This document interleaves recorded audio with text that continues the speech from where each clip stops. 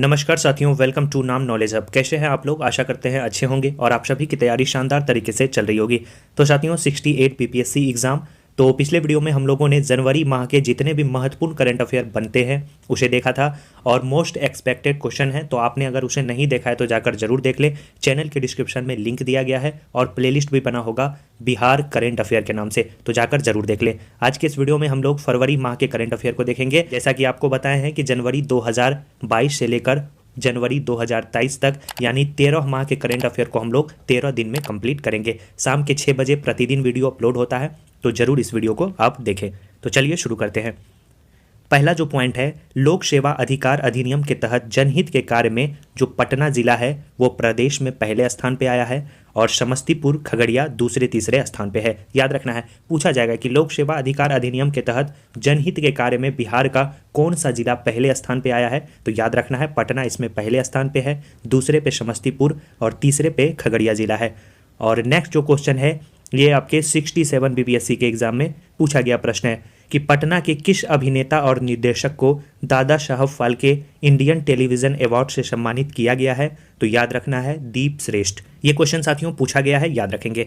अगला जो पॉइंट है, हाल ही के घोषणा के अनुसार बिहार के किस जिले में सुखोत मॉडल पर डाक टिकट जारी किया गया है, तो याद रखना है मधुबनी जिला। याद रखेंगे कौन सा जिला है? मधुबनी जिला। एक एक साथियों को जो पॉइंट है वो आपके एग्जाम पॉइंट ऑफ व्यू से काफ़ी ही महत्वपूर्ण है। जो इंपॉर्टेंट है उसे ही लाया गया है, अन्य आपको कोई चीज़ पढ़ने की आवश्यकता नहीं है। सिर्फ और सिर्फ इस सीरीज के सभी वीडियो को देख लीजिएगा, बिहार करंट अफेयर आपका नहीं छूटने वाला है। चाहे वो बजट हो, आर्थिक सर्वेक्षण हो, वन स्थिति रिपोर्ट हो, सभी को हम लोग कंप्लीट करेंगे। और चैनल पर पहली बार आए हैं तो जरूर सब्सक्राइब कर दें। वीडियो अच्छा लगेगा तो वीडियो को लाइक ज़रूर कर दीजिएगा। बिहार के मुजफ्फरपुर के मोतीपुर ब्लॉक में देश का सबसे बड़ा फूड पार्क बनने जा रहा है। इस फूड पार्क में 5,000 से ज़्यादा लोगों को रोजगार मिलने की बात कही गई है। हाल ही में केंद्र सरकार के द्वारा सेमीकंडक्टर तैयार करने के लिए पूरे भारत में 100 संस्थानों का चयन किया गया है। इसमें बिहार का एक संस्थान शामिल है, वो संस्थान है आपका IIIT भागलपुर। याद रखना है IIIT भागलपुर। बिहार के किस जिले में जू सफारी शुरू की गई है, तो आपको पता है मुख्यमंत्री के द्वारा राजगीर में इसकी शुरुआत की गई है। बिहार सरकार गोवर्धन योजना के तहत किसानों और पशुपालकों से गाय का गोबर एक निश्चित मूल्य पर खरीदेगी और खरीदे गए जो गोबर होंगे उससे मीथेन गैस बनाएगी। इसकी आपूर्ति गाँव में की जाएगी और ग्रामीण इसका उपयोग रोशनी के लिए करेंगे। याद रखना है आपको ये बात।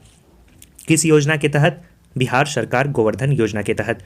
बिहार की पहली आवासीय स्पोर्ट्स एकेडमी पटना में स्थापित की गई है। बिहार के किस डायरेक्टर को फिल्म मृदंग के लिए बेस्ट डायरेक्टर का अवार्ड मिला है, तो वो है रितेश एस कुमार। याद रखना है रितेश एस कुमार की फिल्म है मृदंग और रितेश एस कुमार कौन है? इस फिल्म के डायरेक्टर हैं जिन्हें ये पुरस्कार मिला है।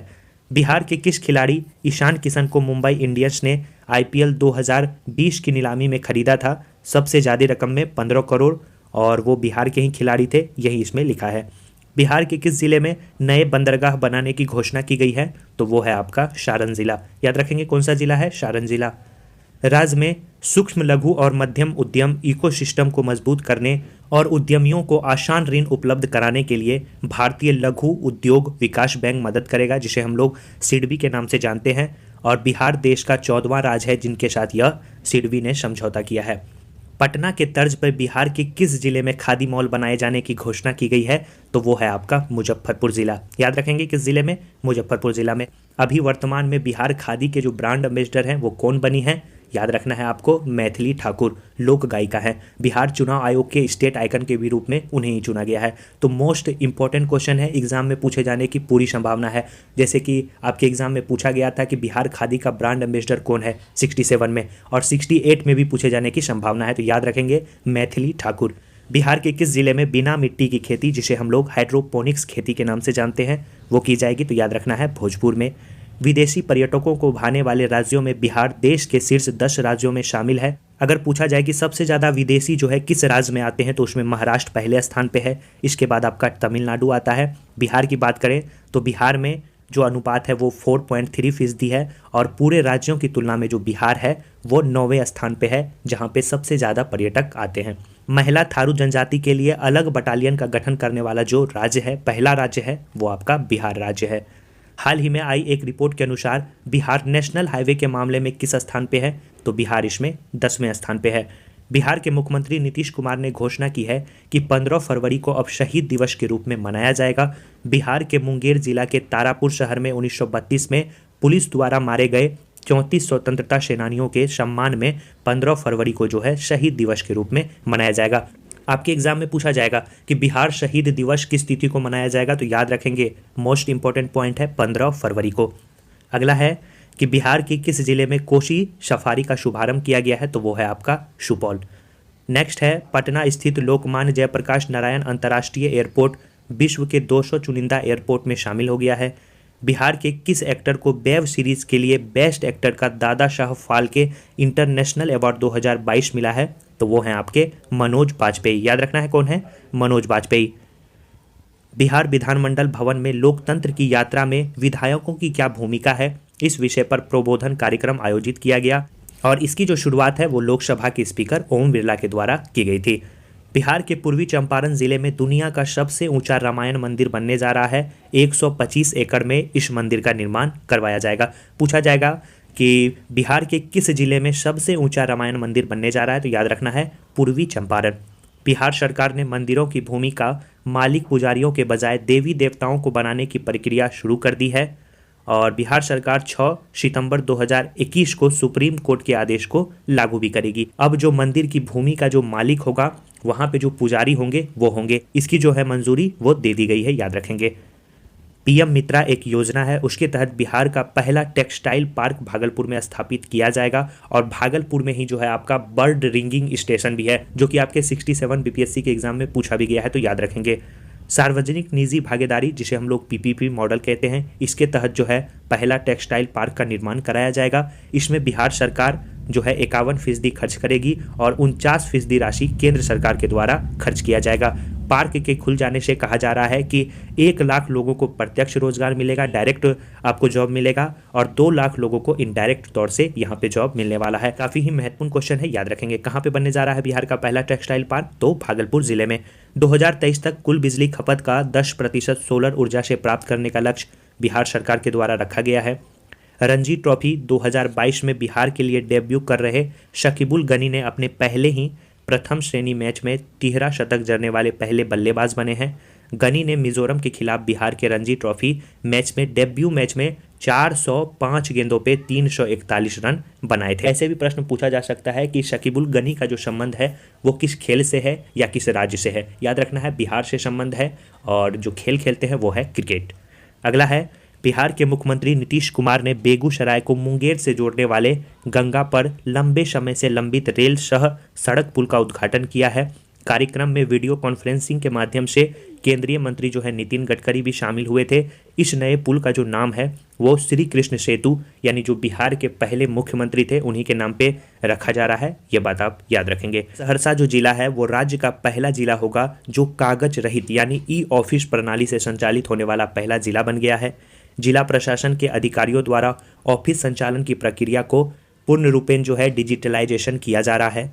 नेक्स्ट जो पॉइंट है कि माँ जानकी के जन्म स्थल जो आपका सीतामढ़ी है, वहाँ के पुनेरा धाम के विकास को 36 करोड़ 86 लाख की योजना को पर्यटन मंत्रालय के प्रसाद योजना में शामिल किया गया है। याद रखना है, पूछा जाएगा कि पर्यटन मंत्रालय के प्रसाद योजना में किसे शामिल किया गया है, तो याद रखना है सीतामढ़ी का पुरेना धाम। मैथिली उपन्यास जो है पंगु, उसके लिए मधुबनी के जगदीश प्रसाद मंडल को मैथिली भाषा के लिए साहित्य अकादमी पुरस्कार 2021 प्रदान किया गया है और साहित्य अकादमी पुरस्कार 2022 जो मैथिली भाषा के लिए है वो भी बिहार के ही लेखक को प्रदान किया गया है। जब हम जनवरी के करंट अफेयर को पढ़ेंगे, जनवरी 2023 के, तब हम वहाँ पे से देखेंगे। पटना का आशियाना नगर डिवीज़न 100% उपभोक्ता के घर में स्मार्ट प्रीपेड मीटर लगाने वाला राज्य का जो है वो पहला प्रमंडल बन गया है। बिहार देश का पहला ऐसा राज्य है जहां उपभोक्ताओं की सहूलियत के लिए स्मार्ट प्रीपेड मीटर लगाया जा रहा है। अगला पॉइंट है कि मैथिली की प्रख्यात साहित्यकार लिली रे का निधन हो गया है। मैथिली साहित्य के विकास में उनका महत्वपूर्ण योगदान रहा था। 1982 ईस्वी में मैथिली उपन्यास जिनका नाम है मिरीचिका के लिए उन्हें साहित्य अकादमी पुरस्कार से सम्मानित किया गया है। अगला है कि बिहार सरकार के जल संसाधन विभाग द्वारा राज्य में चल रही विभिन्न परियोजनाओं की मॉनिटरिंग के लिए दृष्टि ऐप को लॉन्च किया गया है। याद रखना है, पूछा जाएगा कि दृष्टि ऐप किस विभाग के द्वारा लॉन्च किया गया है, तो याद रखना है जल संसाधन विभाग के द्वारा जो है लॉन्च किया गया है। अगला है अंजनी कुमार सिंह को बिहार संग्रहालय के नए महानिदेशक के रूप में नियुक्त किया गया है। 2022 के राष्ट्रीय अपराध ब्यूरो के स्तर में जारी आंकड़ों के अनुसार जो है अपराध के मामले में बिहार देश में 25वें स्थान पे है। बिरला फाउंडेशन द्वारा वर्ष 2021 का बिहारी पुरस्कार वो मधु कांकड़िया को प्रदान किया गया। उनका जो उपन्यास था वो था हम यहाँ थे के लिए, याद रखना है, हम यहाँ थे के लिए मधु कांकड़िया को बिहारी पुरस्कार 2021 से सम्मानित किया गया है। और बिहारी पुरस्कार जो है वो किस फाउंडेशन के द्वारा दिया जाता है? बिरला फाउंडेशन के द्वारा। मुख्यमंत्री नीतीश कुमार के नए प्रधान सचिव डॉक्टर एस सिद्धार्थ को बनाया गया है। बार काउंसिल ऑफ इंडिया, जिसे हम लोग BCI कहते हैं, उनके नए अध्यक्ष मदन कुमार मिश्रा को बनाया गया है। बिहार के उप मुख्यमंत्री और वित्त जो मंत्री थे तारकिशोर प्रसाद अभी तो नहीं हैं, उन्होंने 25 फरवरी 2022 को बिहार आर्थिक सर्वेक्षण 2021-22 रिपोर्ट प्रस्तुत की, जो बिहार का जो है 16वां बिहार आर्थिक सर्वेक्षण रिपोर्ट था। लॉकडाउन के प्रभाव के कारण बिहार का सकल राज्य घरेलू उत्पाद मात्र 2.5% बढ़ा, जो राष्ट्रीय ओर से सबसे बेहतर है। और ये भी बात आपको याद रखना है कि वित्त वर्ष 2020-21 में भारतीय अर्थव्यवस्था में 7.5% की गिरावट आई है। तो ये थे साथियों फरवरी माह के महत्वपूर्ण करंट अफेयर। और फरवरी माह में ही जैसा कि आपको पता है कि आर्थिक सर्वेक्षण रिपोर्ट पेश किया गया था, तो आर्थिक सर्वेक्षण और बजट उसका सेपरेट वीडियो लाएंगे, क्योंकि वहाँ से क्वेश्चन आपके एग्जाम में पूछे ही जाएंगे और पूछे गए भी हैं। 2 से 4 क्वेश्चन पूछे जाते हैं, तो काफ़ी ही ज़्यादा महत्वपूर्ण योगदान रखता है। इसीलिए हम लोग उसे MCQ फॉर्म में भी देखेंगे और डिस्क्रिप्टिव फॉर्म में भी देखेंगे, ताकि आपका कुछ छूटे ना। वीडियो अच्छा लगा, वीडियो को लाइक कर दीजिए, और जितनी ज़रूरी है साथियों उतना ही पढ़ें, क्योंकि कम समय है और भी कुछ पढ़ना होता है।